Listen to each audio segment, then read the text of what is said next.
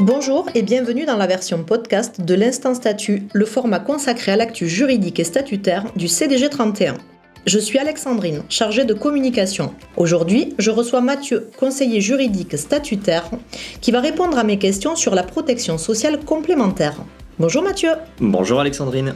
Alors Mathieu, la PSC, c'est quoi exactement ? C'est la protection sociale complémentaire.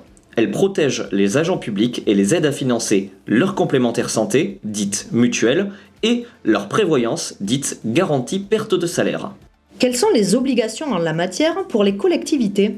Depuis le 1er janvier 2025, les collectivités doivent participer à hauteur d'au moins 7 € par mois et par agent pour la prévoyance, et depuis le 1er janvier 2026, à hauteur d'au moins 15 € par mois et par agent pour la santé.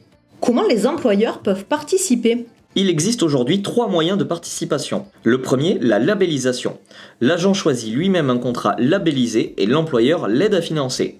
Le deuxième moyen est la convention de participation. Dans ce cas, l'employeur choisit, après mise en concurrence, un organisme et propose un contrat auquel l'agent devra adhérer pour percevoir la participation de son employeur. Et enfin, troisième modalité, adhérer à la convention de participation proposée par le CDG compétent. Les agents doivent-ils obligatoirement adhérer à la convention de participation proposée par leur employeur ? Non. À ce jour, sans accord collectif majoritaire avec les organisations syndicales, l'adhésion à la convention de participation proposée par l'employeur reste facultative pour les agents.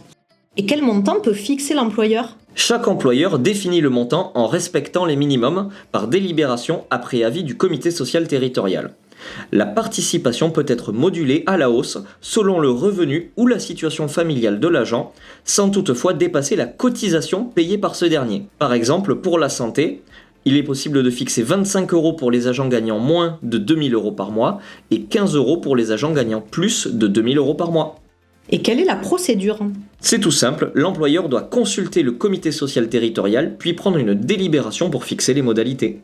Qui sont les bénéficiaires de la PSC ? Ce sont tous les agents employés par la collectivité, peu importe leur statut.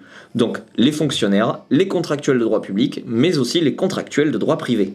Mais j'ai entendu dire qu'en 2029, il allait y avoir des changements. Tout à fait. Les collectivités devront proposer une convention de participation à adhésion obligatoire pour les agents pour le risque prévoyance.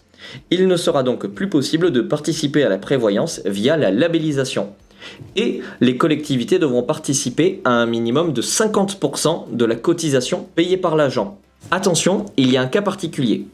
Si une convention de participation était en cours le 23 décembre 2025 et dont le terme est antérieur au 1er janvier 2029, la réforme est applicable dès le terme de cette convention. Eh bien, merci Mathieu d'avoir répondu à nos questions sur la PSC. Pour plus d'informations sur cette thématique, vous pouvez retrouver la fiche pratique en commentaire.